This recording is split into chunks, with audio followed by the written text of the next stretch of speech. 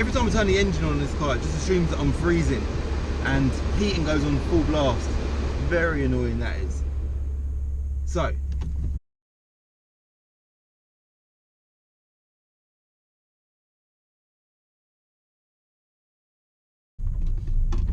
this is the first time I've ever driven an Insignia VXR, right?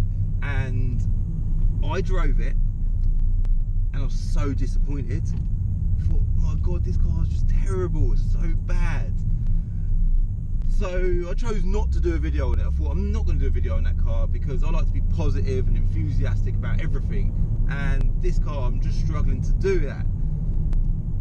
So what I've decided to do is to do a video defending it and talking about what it could be and what it actually is.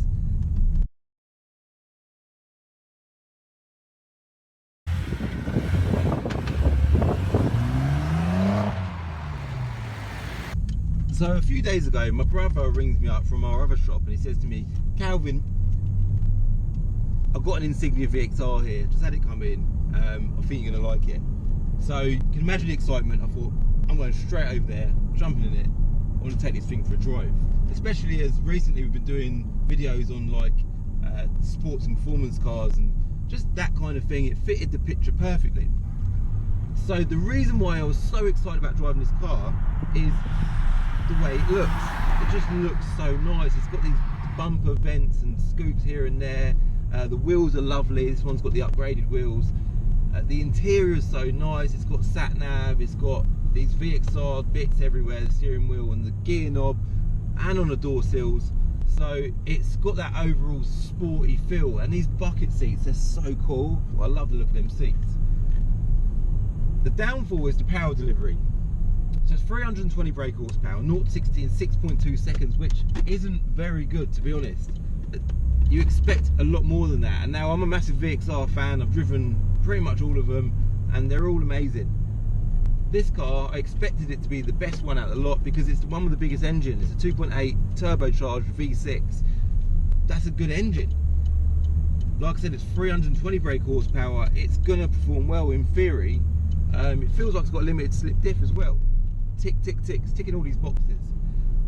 When you put your foot down, it's just disappointing. It doesn't deliver power quite as well as you think it would.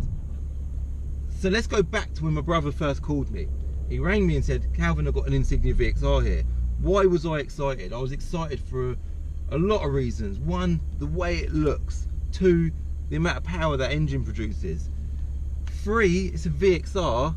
And four, these bloody seats. The interior is just so nice. It's got everything going for it. And it's a 4-door saloon. It looks amazing. So it's ticking all them boxes. It's just that power delivery issue. So we're in first gear now, the same road again as the Nissan GTR. Accelerate, we're in first gear, rolling start. First gear is quite quick. Second gear, you can feel it's quite long. It's just sort of waiting for the power to come in. It's just not exciting. Don't get me wrong, 0 to 60 in 6 seconds, that is fast, you know, it's not a slow car. But there's just stacks more potential there, and that's the point.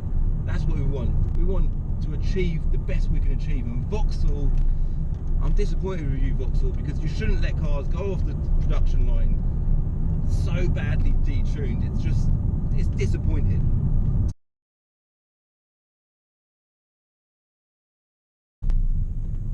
Last night, I was looking around on Google and I typed in Vauxhall Insignia VXR remap, and Courtney Sport's website come up. Courtney Sport, they tune Vauxhalls. They're very well known.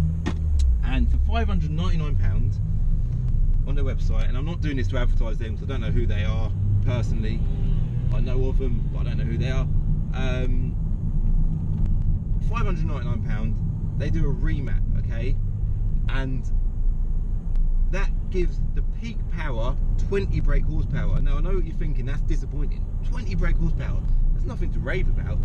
But the torque curve goes from this which is low power, and then all the power's at the top, to more of a belly. Now, I hope that makes sense to you. So basically, the mid-range, you actually achieve 90 to 100 brake horsepower in mid-range power. And that's what this car lacks, mid-range power. To give you a rough idea how a remap will change the performance of a car, I've done a little graph and I'm going to show you what torque curves are all about. So, it's in paint as well, don't laugh, I'm not a super computer geek like some people in the world. So click this button up here, and on the left you can see we've got horsepower, so 0.25 all the way up to 350, and across the bottom we've got revs, so 1,000, 2,000, 3,000, all the way up to 8,000 RPM, okay? And a torque curve at the minute on the Insignia VXR looks something like that. So you'll see power kicks in at about 5,500 revs, and then you've got loads of power at the end, at the top end there, and it actually peaks at about 320 brake horsepower. Whereas if you get it remapped, you'll gain about 90 to 100 horsepower in the center there, and you'll be somewhere something like that. But you ideally want it like that. That's ideal. So just like an on and off switch, but it's not going to be like that. It's going to be somewhere about there. So your power is going to kick in at 2,000 to 2,500 revs, and you're going to have stacks of it the whole way through the rev range. That's exactly what you want. So let's go back to the video. So the power delivery goes from being quite dull to being amazing. That's the solution.